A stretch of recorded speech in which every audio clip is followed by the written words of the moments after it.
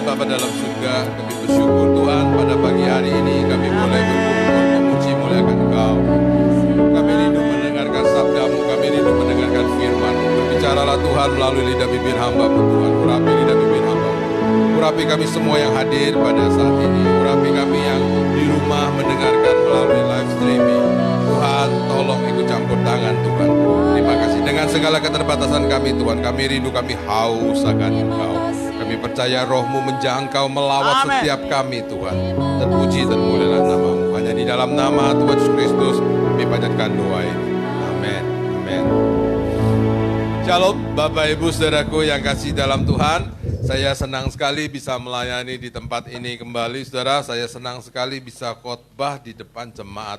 Karena gereja pusat kami sampai hari ini belum mengadakan kebaktian secara fisikal begini. Jadi para hamba Tuhan kami dikasih tugas untuk membuat rekaman khotbah daily devotion. Saudara, rasanya itu beda sekali antara khotbah di depan jemaat dengan khotbah ngerekam sendiri saudara.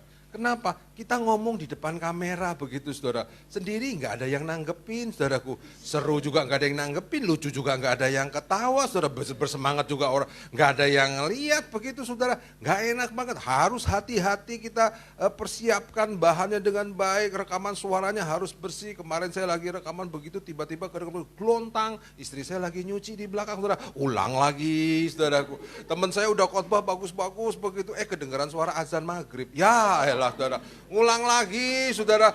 Padahal cuma pendek, durasinya pendek, tapi setengah mati loh saudara. Itu merupakan siksaan. Jadi kalau khotbah di depan jemaat begini, walaupun saudara nggak pakai masker, nggak kelihatan saudara senyum, tapi dari sorot mata saudara kan ketahuan. Ada yang ketawa begitu masih kedengeran. Puji Tuhan saudara-saudaraku. Haleluya. Saudara, kita sekarang ini jangan sampai terkecoh dengan yang namanya new normal ya saudara ya. Ini keadaan ini masih sama bahaya, bahkan mungkin lebih berbahaya dari beberapa bulan yang lalu saudara. Ini karena alasan ekonomi aja pemerintah melakukan pelonggaran-pelonggaran. Saudara, waktu 3 minggu yang lalu saudara, tepatnya mungkin tanggal 14 atau tanggal 21, saya ini kan pelayanan ke rumah sakit, udah di stop dulu, sementara di stop dulu saudara. Kenapa? Ya karena situasinya ini lebih lagi ini ya, enggak menentu begini saudara. Tapi untuk pelayanan yang bersifat emergency, mau nggak mau juga saya harus melayani saudara. Tanggal 21 saya ditelepon sama anak saya, dia bilang temennya itu punya papa jatuh saudara. Di rumah jatuh di rumah, tempurung lututnya pecah. Dan harus dioperasi. Dia sudah bawa ke rumah sakit swasta, tapi kan itu nggak ada BPJS saudaraku. Dan harus dioperasi. Akhirnya dia telepon ke saya, anak saya bilang bisa tolongin apa enggak? Ya oke, saya bilang rumahnya di mana? Akhirnya saya urusin, saya tolongin saudaraku, kita masukin ke rumah sakit Koja. Saudara tahu suasana rumah sakit itu kayak apa saudaraku di UGD begitu saudara. Itu pakai tenda di depan saudara. Ngomong sama perawatnya itu jaraknya itu bukan 1,5 meter, ya dari sini sampai ke sana begitu. Tanya pasiennya yang mana? Yang ini kenapa? Ini ngomongnya kayak teriak-teriakan begitu saudaraku. Dia pakai masker, pakai face shield segala macam begitu. Wah ngeri sekali. Udah masuk di UGD, sudah di oke masuk ke kamar perawatan harus nunggu paginya. Kenapa harus nunggu dokter paru-paru? Begitu sudah masuk di kamar rencananya mau operasi ternyata dibatalkan. Karena apa? Tim dokter bedah ortopedinya ada yang kena COVID dan diliburkan. Nggak tahu sampai kapan. Akhirnya pasien harus tarik pulang, cari pindah ke rumah sakit lain. Suasananya tuh seperti ini saudara. Ini sebagai tambahan aja, kalau saudara ada suatu situasi darurat dan terpaksa harus berurusan ke rumah sakit, sebaiknya pakai rumah sakit pemerintah. Kenapa? Karena kalau di rumah sakit pemerintah untuk tes COVID ataupun rapid test itu gratis, tapi kalau di rumah sakit swasta itu kena sampai 600.000 sampai 2 juta. Ini buat tambahan pengetahuan aja saudaraku ya. Kita jadi yang namanya new normal ini hati-hatilah ya. Namanya aja new normal ya. Tapi sebenarnya keadaannya bahaya sama aja. Bersyukurnya kita di Indonesia angka kematian termasuk rendah. Yang meninggal ya udah ada penyakit lain, usia ya 70, 80-an begitu saudara. Enggak seperti di Amerika atau di Eropa begitu saudaraku, atau di negara-negara lain yang angka kematiannya itu begitu tinggi sekali, mengerikan sekali saudara. Saudara kalau tiap hari dengar suara ambulan lewat begitu rasa-rasanya enggak enak juga ya, ambulan jenazah begitu saudara. Rasanya enggak nyaman juga kan saudara. Syukur di Indonesia dia punya tingkat kematiannya itu rendah. Tapi ingat, tetap cuci tangan, saudara. Amin. Ya, pakai masker, begitu saudara. Haleluya. Saudara-saudaraku yang kasih dalam Tuhan, kita akan bahas firman Tuhan pada pagi hari ini mengenai karya Tuhan di dalam segala hal. Kita akan membaca Alkitab kita di dalam Yohanes pasal yang ke-9, ayat 1 sampai dengan ayat yang ke-7. Ya. Yohanes pasal 9, ayat 1 sampai dengan ayat yang ke-7. Saudara, ini cerita sih sudah familiar bagi kita, saudara. Kita baca bersama-sama, saya baca ayat yang ganjil, saudara baca ayat yang genap, mari kita sama-sama bangkit berdiri. Yohanes pasal 9, ayat 1 sampai dengan ayat yang ke-7. Saya baca ayat yang ganjil terlebih dahulu.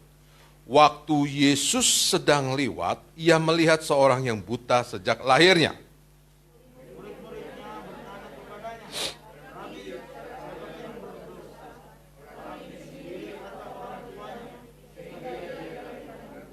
Jawab Yesus, bukan dia dan bukan juga orang tuanya, tapi karena pekerjaan-pekerjaan Allah harus dinyatakan di dalam dia.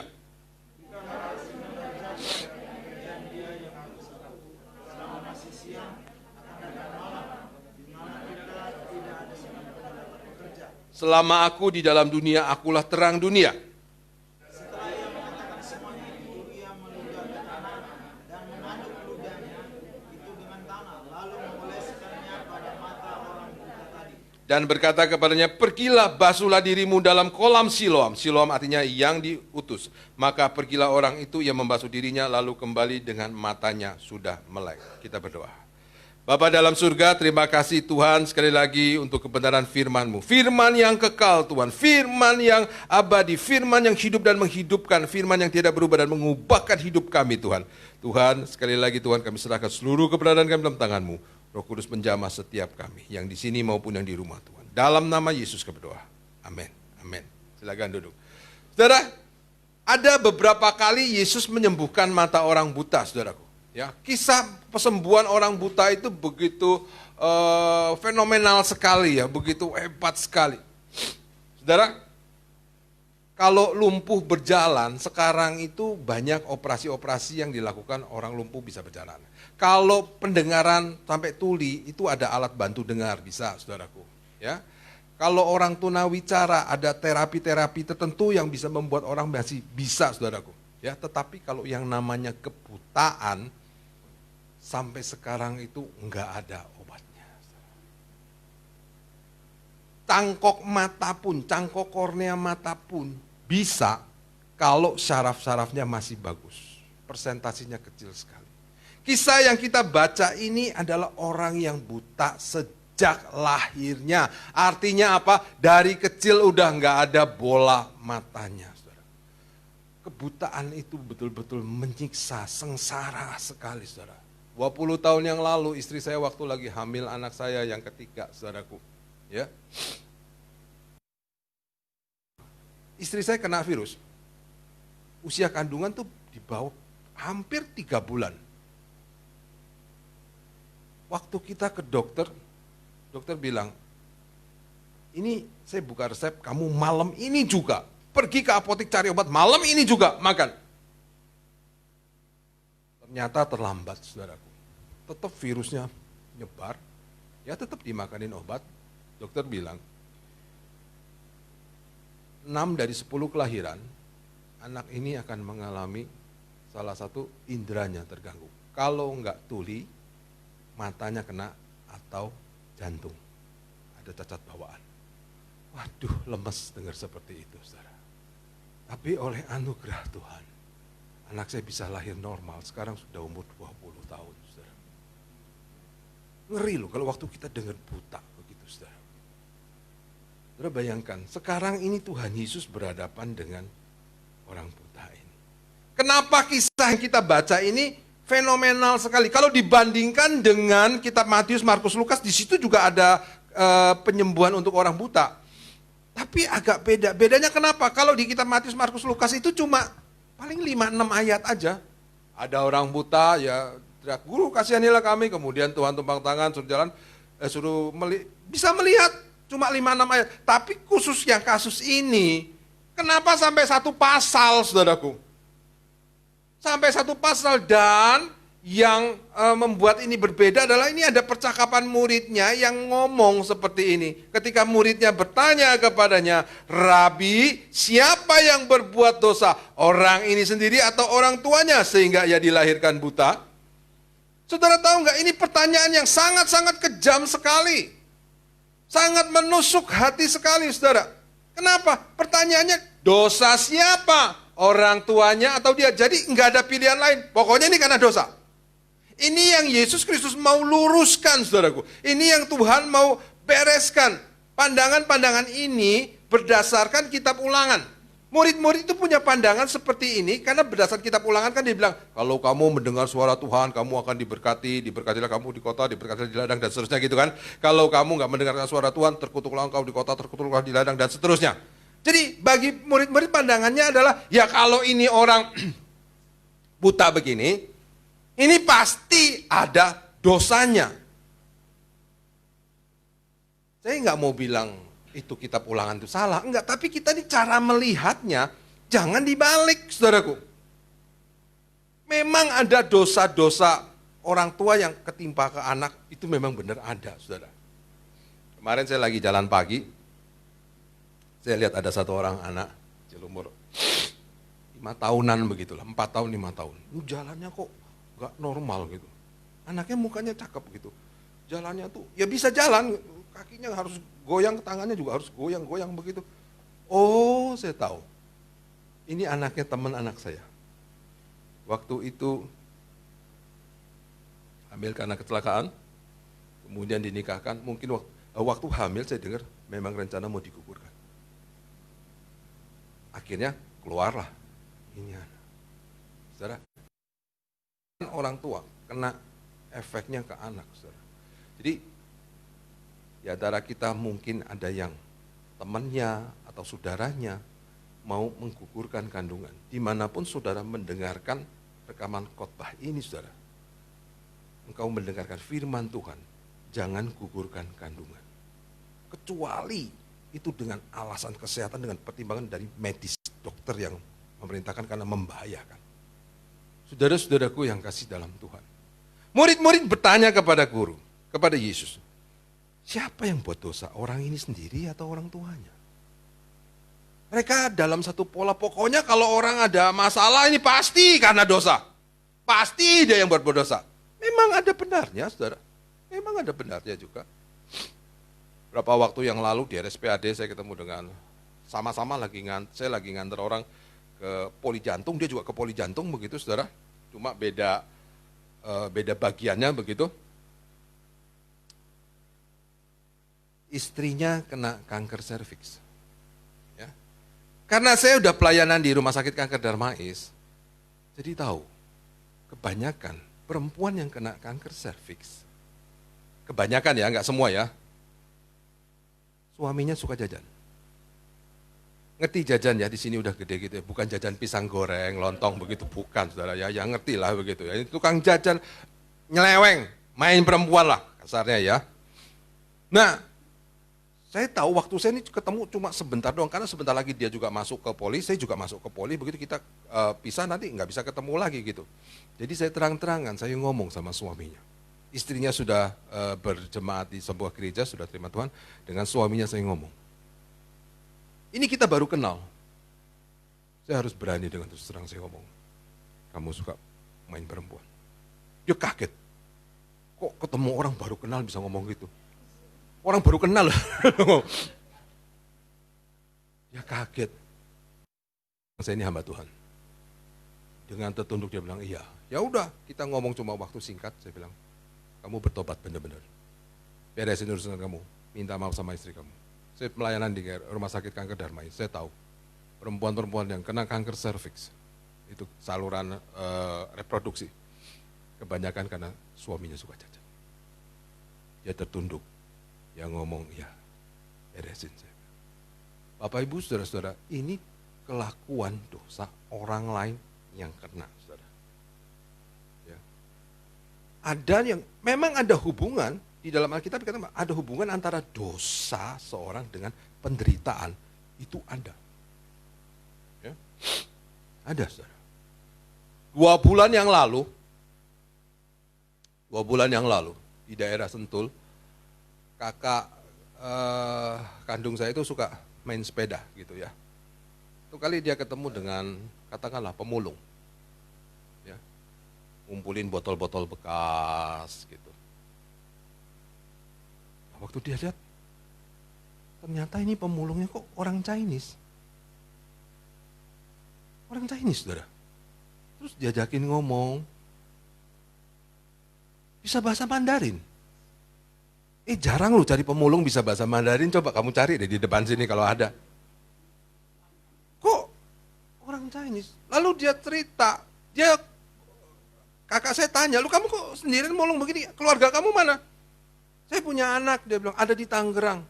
Kenapa gak dihubungin? Nomor HP-nya hilang, kata dia nomor HP-nya hilang. Karena waktu lagi Sinja dicopet, diangkot, dicopet apa dirampok, dia punya nomor HP-nya, KTP-nya semuanya hilang, jadi nggak ada identitas.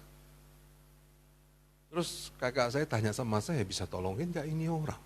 Saya bilang, udah, kalau mau ditolongin, ya udah, kerjain KTP-nya dulu. Tujuannya apa? Satu, bisa bikin, harus ada identitas, lalu bikin BPJS, lalu kalau mau buka rekening bank, kita bukain jadi ada orang bisa nyumbang langsung begitu.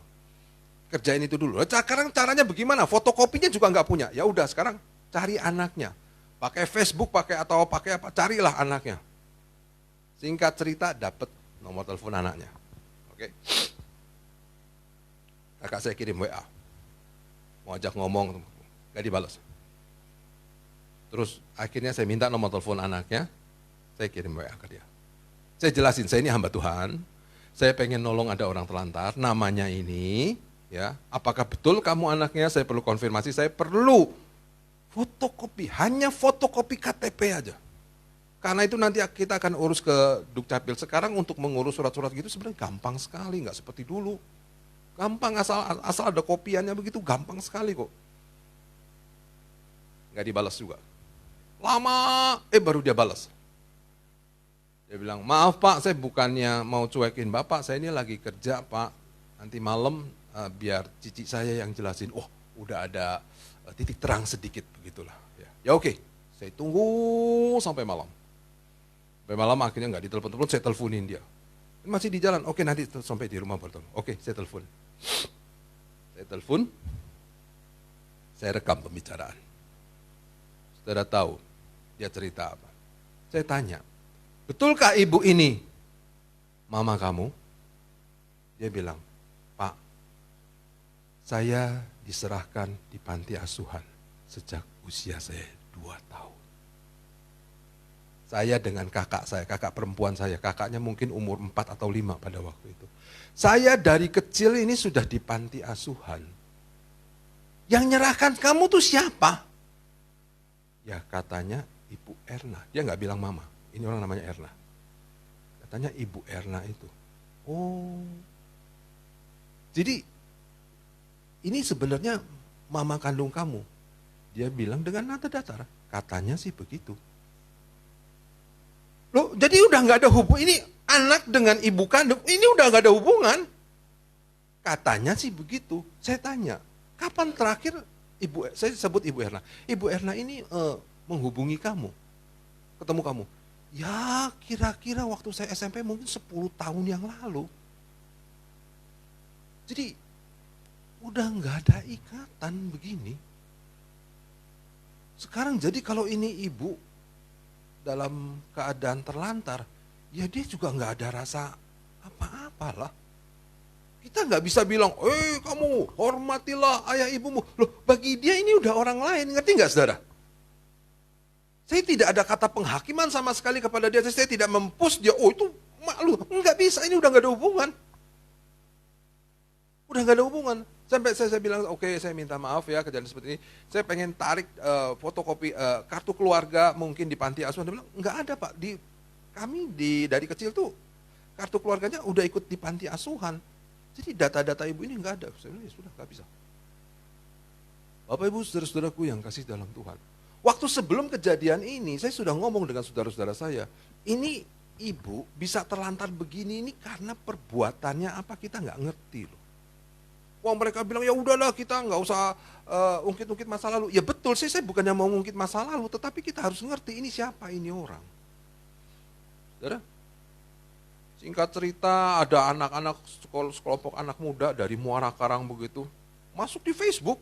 Wah, rasanya bangga sekali, jemput ini ibu mau ya nggak tahu pokoknya mau diapain, pokoknya jangan tinggal di gubuknya begitulah, dibawa ke Muara Karang. Bingung sampai di sono mau diapain ini ibu begini, ini anak-anak muda saya liatin aja. Lu cuma mau masuk di Facebook cuma buat gaya-gayaan doang kan? Wah, ceritanya nolong orang nih, hati kita mulia nih, badan kita betato tapi hati kita mulia mau nolong orang. Saya dalam hati saya, lu mau ngapain coba lu begini lu. Sampai akhirnya cerita singkatnya dibalikin lagi ke Sentul, saudaraku. Dia dibalikin ke Sentul, dia dikontrakin rumah sama, ketemu sama cici kandungnya, saudaraku, diajakin pulang nggak mau, ya udah dia dikontrakin satu rumah kecil, dia tetap jadi mulung lagi begitu, saudara. Ya ini menderita karena perbuatan sendiri, saudara. Karena kesusahan yang dibuat sendiri, mau diapain? Balik ke kisah orang buta ini, saudara. Murid-muridnya nanya sekali lagi, siapa yang buat dosa? Orang ini sendiri atau orang tuanya sehingga ia dilahirkan buta? Ya, saudara, pertanyaan murid-murid ini memang ada dasar pijakannya, tapi sekali lagi jangan dibalik. Maksudnya begini loh, ketika kita melihat seseorang menderita, jangan langsung dijudge, oh ini karena dosamu.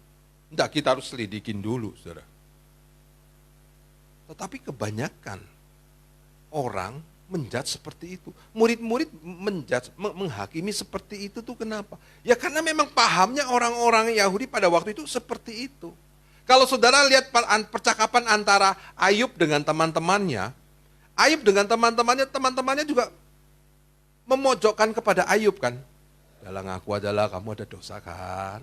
Kamu ada dosa kan? Gitu. Betul nggak, saudara? Ngaku aja. Nah, inilah yang Tuhan Yesus mau luruskan kepada murid-muridnya. Pertanyaan yang begitu kejam, dosa dia atau dosa orang tuanya? Saudara bayangkan kalau saudara lagi dalam keadaan yang terpuruk, dalam keadaan sakit begitu, ada orang datang, umpamanya sama jemaat gitu, bawa Pak Chandra ke jemaat yang lagi sakit begitu ya. Terus itu jemaat yang nanya sama Pak Chandra, Pak Chandra, ini di depan orangnya ini orang sakit karena dosanya dia atau dosa orang tuanya. Lah, udah pilihannya tuh cuma pokoknya dosa aja begitu. Saudara bayangkan itu perasaan itu orang yang bersangkutan, lah gua udah jatuh ketiban tangga dicakar kucing. Saudara, Tuhan mau luruskan. Tuhan jawab luar biasa loh. Bukan dia, bukan juga orang tuanya, tapi karena pekerjaan-pekerjaan Allah harus dinyatakan di dalam dia. Amin, saudara. Sekali lagi ya, ketika kita melihat orang menderita, itu jangan dijudge, ya. Langsung kita berpendapat bahwa ini orang ini karena dosanya dia. Maka dalam pengajaran Tuhan Yesus di Lukas 16, coba kita lihat saudaraku. Ini pendengar pertamanya ini pada kaget sekali waktu Yesus ngajar tentang orang kaya dan Lazarus yang miskin. Kenapa saudara? Karena dibilang begini, ya. Lukas 16 ayat 19. Ada seorang yang kaya yang selalu berpakaian jubah ungu dan kain halus dan setiap hari ia bersukaria dalam kemewahan. Dalam pandangan pendengar pertama kitab ini, saudaraku, ya, ini mereka pasti langsung, nah inilah tanda orang diberkati Tuhan. Berapa banyak gereja ini, saudara. Tanda orang diberkati Tuhan itu apa? Kaya apa? Melimpah, keuangannya melimpah. Ini lagi zaman COVID begini, zaman susah begini, saudara. Banyak orang yang nyumbang-nyumbang kan, bagi-bagi sembako apa begitu. Firman Tuhan udah bilang apa yang dikasih tangan kanan, tangan kiri nggak usah tahu. Berapa banyak orang yang nyumbang. Wah, kasih tahu, bikin videonya. Wah, maka hebohlah nasi anjing. Saudara, maka hebohlah ini orang ngasih tapi ya kok di foto-fotoin, dibikin video begitu, saudara. Orang pikir, wah ini kalau kaya tandanya diberkati Tuhan. Kemudian ayat selanjutnya. Dan ada seorang pengemis yang bernama Lazarus, badannya penuh dengan borok, berbaring dekat pintu rumah orang kaya itu. Dan ingin menghilangkan laparnya dengan apa yang jatuh dari meja orang kaya itu. Malah anjing-anjing datang dan menjilat boroknya. Nah mereka pasti pikir ini pastilah orang yang dikutuki Tuhan. Kemudian ayat 22. Kemudian matilah orang miskin itu, lalu dibawa oleh malaikat-malaikat ke pangkuan Abraham. Di sini mulai kaget. Kok orang miskin, orang yang terkutuk itu dibawa ke pangkuan Abraham? Lebih lagi dikatakan orang kaya itu juga mati, lalu dikubur. Dan sementara ia menderita sengsara di alam maut, ia memandang ke atas dan dari jauh dilihatnya Abraham dan Lazarus duduk di pangkuannya. Ini bertabrakan dengan pola pikir orang-orang Yahudi pada waktu itu, saudaraku. Bagi mereka orang kaya ini adalah orang yang diberkati Tuhan, orang yang Tuhan berkenan kepadanya. Orang miskin ini adalah orang yang terkutuk. Tapi kemudian ini orang miskin mati dikatakan dibawa ke pangkuan Abraham. Wow, luar biasa sekali. Bagi orang-orang Israel itu kan Abraham itu bapak orang beriman, bapak yang luar biasa sekali. Ya pokoknya ini orang miskin bisa ada bersama pangkuan Abraham, sedangkan orang kaya itu menderita sengsara di dalam penderitaan ini, saudara. Bapak Ibu saudara-saudaraku yang kasih dalam Tuhan, kita lihat di sini saudaraku, pola berpikirnya dirubah. Ini yang Tuhan Yesus mau luruskan kepada murid-muridnya, saudaraku. Ketika murid-murid bertanya, ini dosa siapa ini? Dosa dia atau dosa orang tuanya? Memang ada poinnya, dosa orang atau dosa orang tua bisa jadi, tapi Tuhan nggak mau ini selalu dibalik begitu loh. Ngelihat orang susah pasti dosa.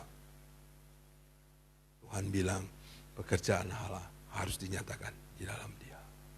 Wow, luar biasa sekali saudaraku.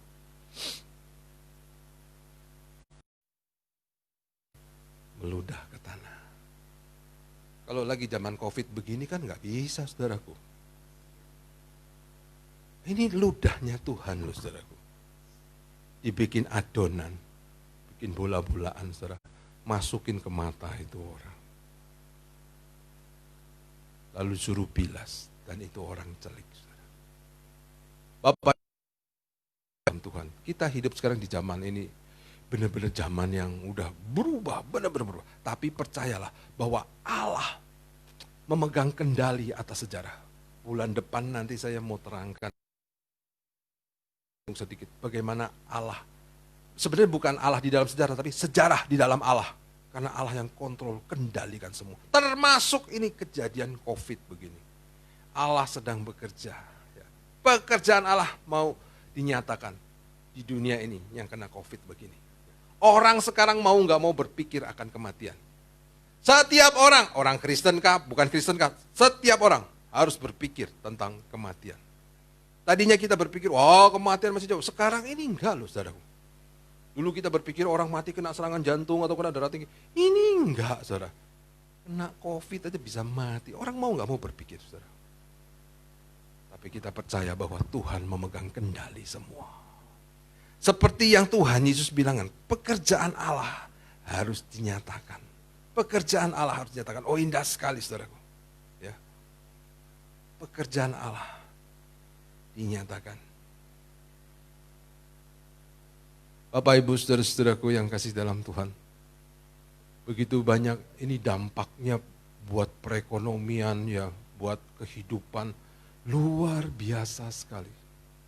Tapi kita percaya ya, Allah sedang bekerja. Sungguh saudaraku, Allah sedang bekerja. Luar biasa. Pekerjaan Allah ternyatakan. Hal-hal yang kita nggak nyangka, hal-hal yang kita nggak duga, saudaraku. Tuhan sedang kerjakan. Jujur aja, menghadapi COVID begini, emang ada negara yang sudah siap. Ngerti, oh ini prosedurnya begini, pasti bisa ditanganin bagus. Gak ada. Di China bilang bisa mengenangani COVID di Wuhan, ternyata di Beijing ada harus di lockdown juga. Ini kita nggak tahu ini ke depan ini akan bagaimana. Saya bukannya orang yang pesimis, saudaraku, tapi saya lihat ke depan ini akan makin buruk. Tingkat infeksi makin tinggi sekali.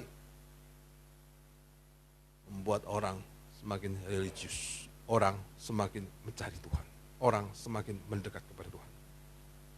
Sekarang kan kita jadi punya banyak waktu. Berapa banyak di antara saudara mau nggak mau tiap hari megangin YouTube terus kan? Pegang HP di rumah. Kalau pegang HP di rumah, saudaraku, jangan nonton drama Korea atau drama India. Nggak ada signifikansinya sama kemajuan iman, nggak ada, saudaraku. Ini sekarang apalagi hari Minggu, live streaming begitu banyak.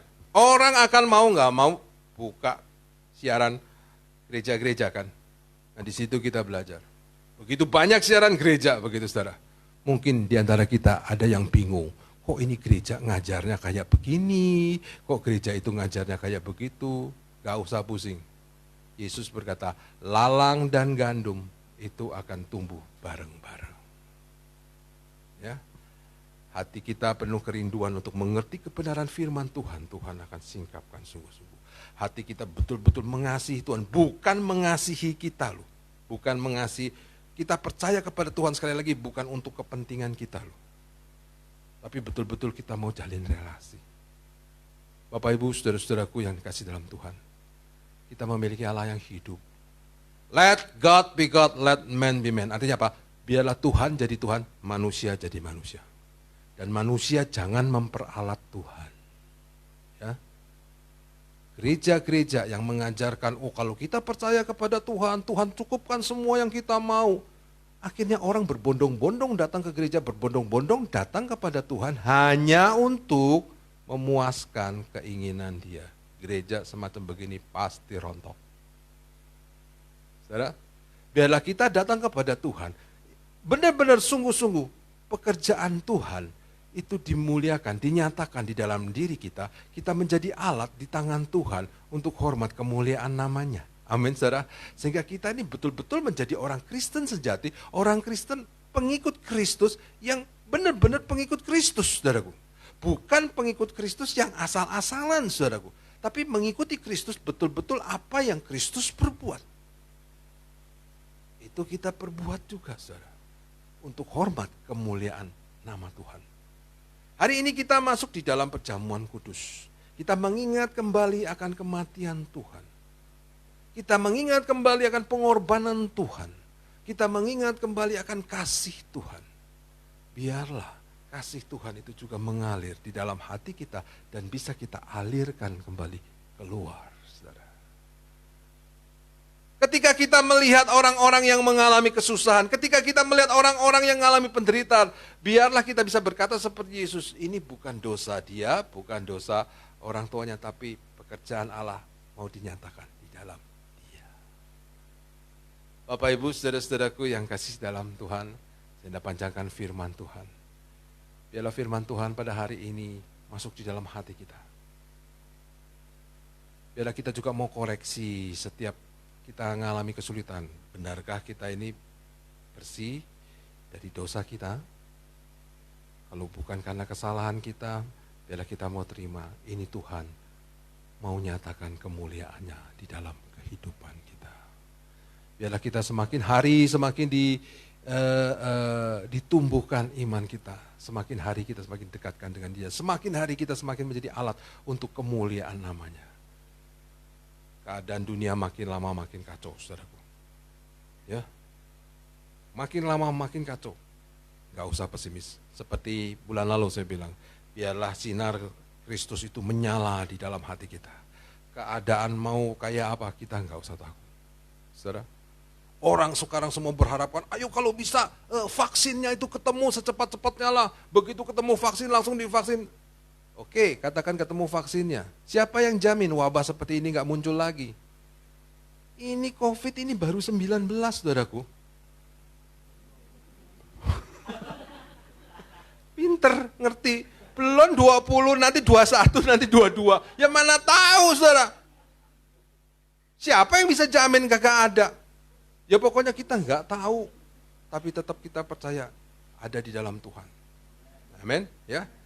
Tetap cuci tangan, tetap pakai masker, ya. Cuci tangan pakai masker, ya udah jaga kesehatan, jaga jarak, begitu aja. Anggap aja, ya ini resep yang paling mujarab. Anggap aja sebelah-sebelahmu tuh udah terpapar semua, ya. Jadi kita lebih hati-hati, udah gitu aja gitu. Nggak usah kesinggung, nggak apa-apa gitu loh, ya. Nggak apa-apa, nggak usah kesinggung. Preventif, bagus, ya. Ini khotbah hari ini pakai tisu begini, antik juga sih rasanya, saudara. Haleluya. Kita panjangkan firman Tuhan. Kita percaya Allah berkarya di dalam segala perkara. Termasuk ini dalam keadaan begini. Bulan depan saya akan bicara tentang sejarah di dalam Allah. Kita tundukkan kepala. Haleluya.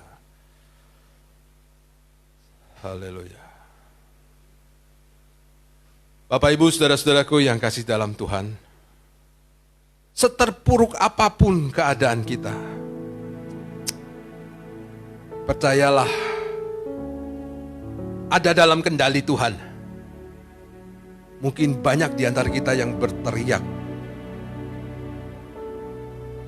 berseru kepada Tuhan, terutama masalah ekonomi. Kita terpukul. Bapak Ibu, biarlah ini menjadi kesempatan bagi kita untuk mau berbagi dengan sesama kita yang kekurangan. Saudara jangan fokus kepada diri saudara bahwa saudara kekurangan, tapi orang lain pun kekurangan. Belajarlah kita bisa melihat orang lain yang lebih susah dari kita. Kita mau jadi alat di tangan Tuhan menolong mereka. Inilah saatnya iman Kristen sejati dimurnikan sungguh-sungguh. Pekerjaan Allah harus dinyatakan. Di dalam situasi-situasi seperti ini, biarlah kita mau serahkan diri kita. Jadi alat di tangan Tuhan untuk hormat kemuliaan nama-Nya. Kita ingat akan pengorbanan Tuhan, kita ingat akan kasih Tuhan. Hari ini kita mengingat kembali bagaimana Dia memecahkan tubuhnya, mencurahkan darahnya untuk kita semua. Haleluya, terima kasih Tuhan.